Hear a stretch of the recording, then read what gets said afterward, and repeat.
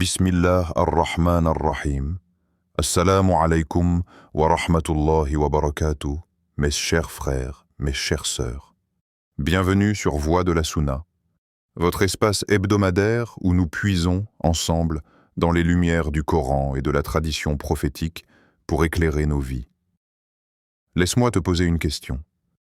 As-tu déjà connu ce moment où ton cœur semble trop lourd pour être porté, où la nuit paraît interminable et où l'aube n'apporte aucun soulagement? Ces instants où la peur, la tristesse ou le doute serrent ton âme comme une étreinte glaciale. Nous avons tous traversé cela. Et si tu es en train de m'écouter, peut-être que ton cœur cherche justement un souffle de réconfort aujourd'hui. Allah, dans son immense miséricorde, n'a jamais laissé ses serviteurs sans refuge. À travers les épreuves qu'il envoie, il dépose aussi les clés qui ouvrent la porte de la sérénité. Ces clés, ce sont les trésors de la Sunna et du Coran. Et parfois, une simple invocation devient un océan capable d'éteindre les flammes de l'angoisse. Le prophète bien-aimé nous a enseigné que les œuvres sont présentées à Allah chaque lundi et chaque jeudi, à Tirmidhi. Imagine ce moment, tes actions, tes efforts, tes larmes, tes prières, toutes exposées devant ton Seigneur. De jours particuliers où sa miséricorde s'élargit encore, où les portes du pardon s'ouvrent plus grandes. N'est-ce pas une occasion de se rapprocher de lui? C'est pour cela que le messager jeûnait ces jours-là, et qu'il nous a laissé l'exemple d'embrasser ces moments comme des instants privilégiés. Mais au-delà du jeûne, il y a une dimension plus intime, plus secrète, celle des invocations. Et parmi ces invocations se cache une perle rare, un joyau coranique qu'Allah a placé dans sa parole éternelle comme une corde tendue à ceux qui chancellent. Allah me suffit. Il n'y a aucune divinité véritable que lui. En lui, je place ma confiance. Et il est le Seigneur du trône immense. At-Tawbah 929. Arrête-toi un instant sur ces mots. Goûte-les. Allah me suffit. Cela veut dire, je n'ai besoin d'aucun autre soutien, d'aucun autre refuge, d'aucune autre main secourable. Même si le monde entier s'éloigne de moi, même si tout s'écroule, Allah reste là, suffisant, complet, parfait. Il n'y a aucune divinité sauf lui. Tout ce que je craignais ou espérais en dehors de lui n'a jamais eu de pouvoir. Tout ce que je redoutais ne pouvait me toucher qu'avec sa permission. Tout ce que j'attendais de la vie, en vérité, c'est lui qui le détient. En lui, je place ma confiance. Pas une confiance fragile, pas une illusion, mais une certitude que mon avenir est entre ses mains, que mes douleurs ne sont pas vaines, que mes larmes sont comptées. Et il est le Seigneur du trône immense, celui qui gouverne les cieux et la terre, qui fait tourner les planètes, qui ordonne au vent de souffler et aux pluies de tomber. Celui-là est celui en qui je m'abandonne. Alors imagine, chers frères, chères sœurs, l'effet de ces paroles si elles sont récitées un lundi, au moment où tes œuvres s'élèvent vers le ciel, au moment où la miséricorde d'Allah descend sur ses serviteurs. Ces mots ne sont plus de simples syllabes, ils deviennent un bouclier, une lumière, une arme contre l'invisible. Pourquoi cette invocation est-elle si puissante? Parce qu'elle résume l'essence même de notre foi, la Aqida, la croyance pure, l'attachement absolu à Allah. Chaque mot est une clé, chaque expression est une fondation. Elle n'est pas une simple phrase récitée du bout des lèvres, elle est un océan de sens, une forteresse pour l'âme, une déclaration de foi face à toutes les tempêtes. Prenons le temps de la décortiquer, de la savourer, comme on savoure un fruit rare dont chaque bouchée dévoile une saveur différente. 1. Allah me suffit. Hasbi Allahu. Arrête-toi sur ces mots. Allah me suffit. N'est-ce pas là la formule qui tranche avec toutes les illusions de ce monde? Combien d'entre nous plaçons notre espoir dans un emploi, dans un diplôme, dans une personne que nous aimons, dans une somme d'argent ou dans une promesse humaine? Et quand ses appuis s'écroulent, nos cœurs tremblent.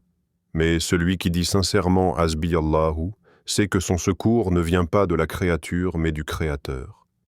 C'est comme si tu érigeais une muraille entre ton cœur et la peur, entre ton âme et l'angoisse.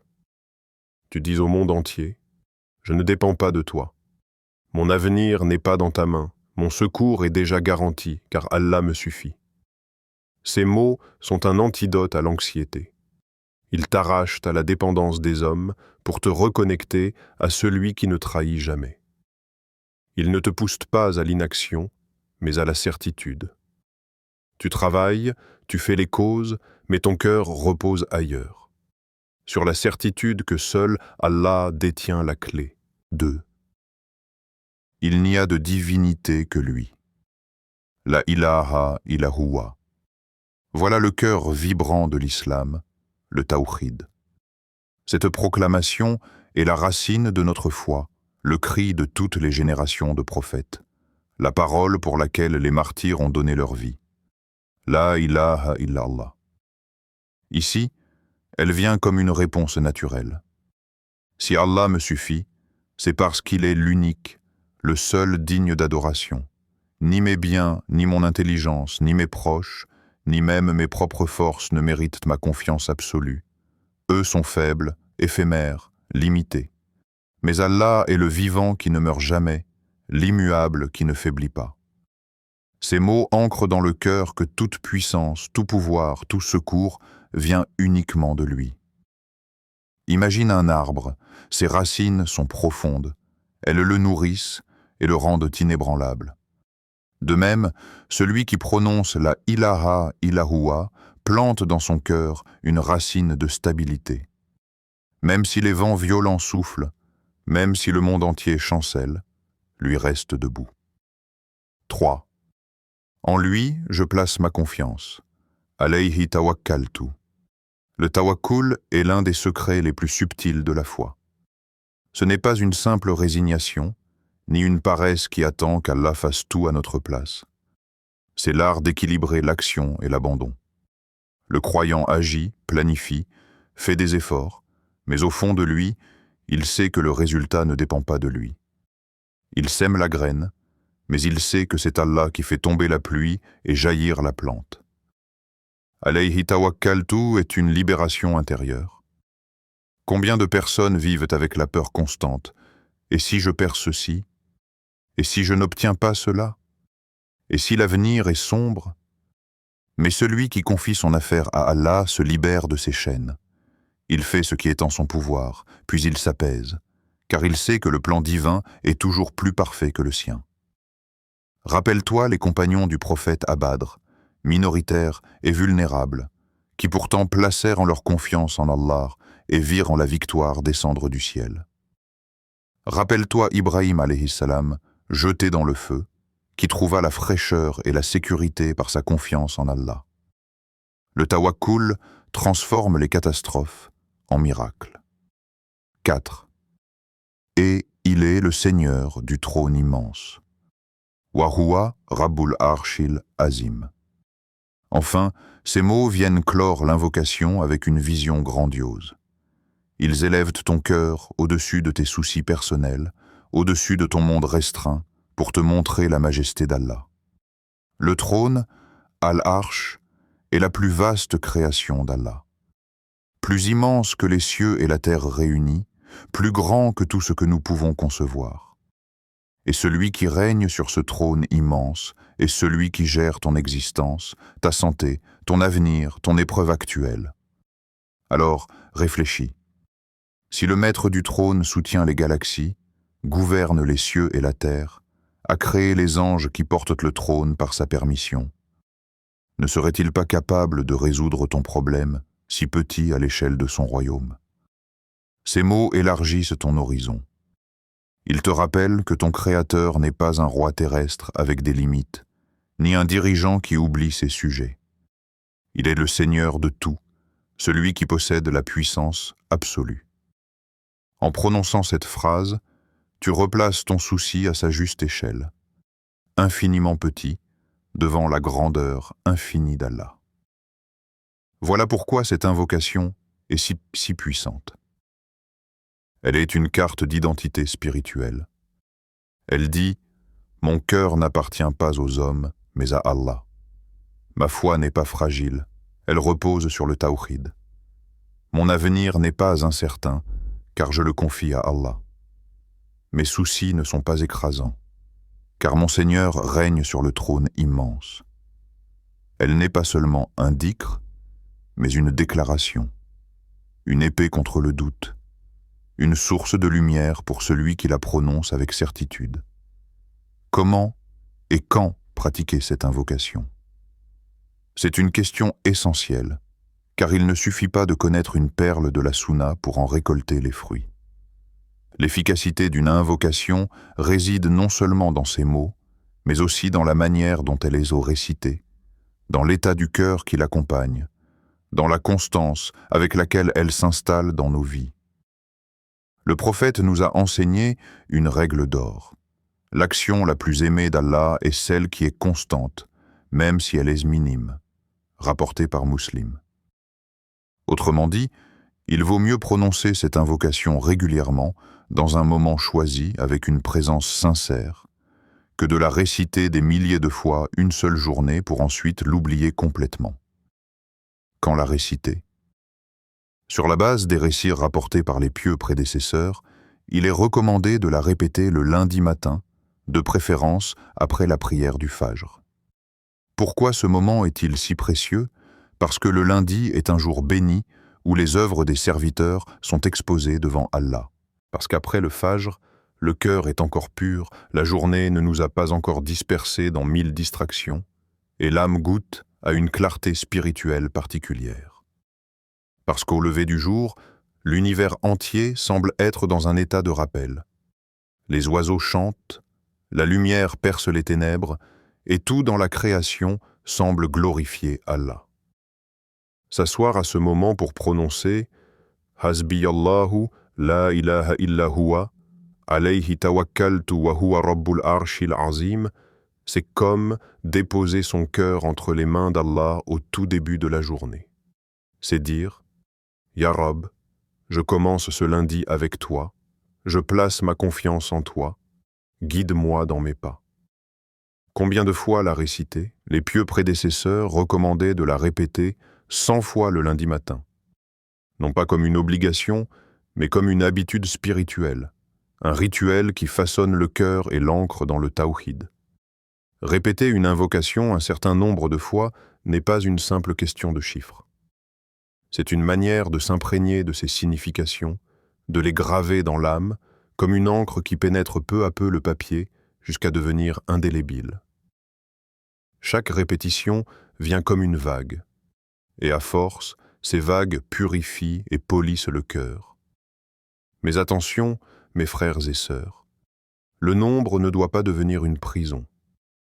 Si tu peux la réciter 10 fois avec une profonde concentration, c'est mieux que 100 fois mécaniquement, la bouche occupée mais le cœur absent.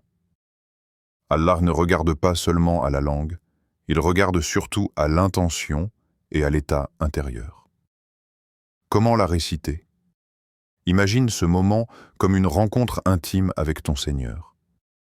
Voici quelques conseils pour en goûter toute la profondeur. Isole-toi. Trouve un coin calme, éteins ton téléphone, ferme la porte. Laisse le monde extérieur derrière toi pour quelques minutes. Assieds-toi avec humilité. Pas comme quelqu'un qui accomplit une tâche rapide, mais comme un serviteur assis devant son roi. Respire profondément. Avant de commencer, inspire et expire pour calmer ton esprit et préparer ton cœur. Prononce chaque mot lentement. N'avale pas les syllabes. Fais résonner le sens de chaque partie en toi. Quand tu dis « Hasbi Allahu », pense à toutes les fois où tu as eu besoin d'aide et rappelle-toi qu'Allah était là. Quand tu dis « Alayhi tawakkaltu », imagine que tu déposes toutes tes inquiétudes dans ses mains. Ferme les yeux si nécessaire. Cela aide à mieux se concentrer, à se détacher du monde visible pour entrer dans le monde du cœur. Varie le ton, parfois à voix basse, comme un secret confié à Allah. parfois un peu plus fort, comme une déclaration ferme contre tes peurs. Chaque récitation devient alors une goutte qui tombe sur ton cœur.